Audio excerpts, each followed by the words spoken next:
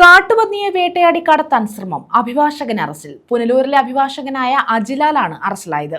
വനംവകുപ്പാണ് ഇയാളെ പിടികൂടിയത്. കാറും കസ്റ്റഡിയിലെടുത്തു.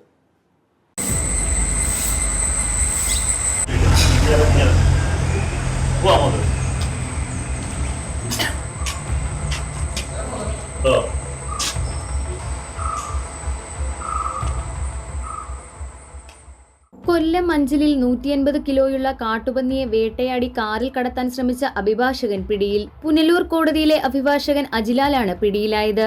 അഞ്ചൽ ഏഴംകുളം സ്റ്റേഷൻ പരിധിയിൽ ഭാരതിപുരത്ത് വെച്ചാണ് പ്രതിയെ പിടികൂടിയത്. അഭിഭാഷകന്റെ കാറിന്റെ ഡിക്കിയിൽ പന്നിയുടെ ജഡം ഒളിപ്പിച്ച നിലയിൽ കണ്ടെത്തി.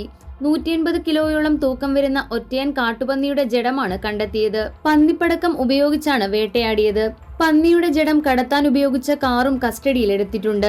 അഞ്ചൽ റേഞ്ച് ഫോറസ്റ്റ് ഓഫീസറും സംഘവുമാണ് പ്രതിയെ പിടികൂടിയത്. നായാട്ട് സംഘത്തിൽ കൂടുതൽ പേർ ഉണ്ടെന്നാണ് സംശയം. വനംവകുപ്പ് അന്വേഷണം ആരംഭിച്ചിട്ടുണ്ട്.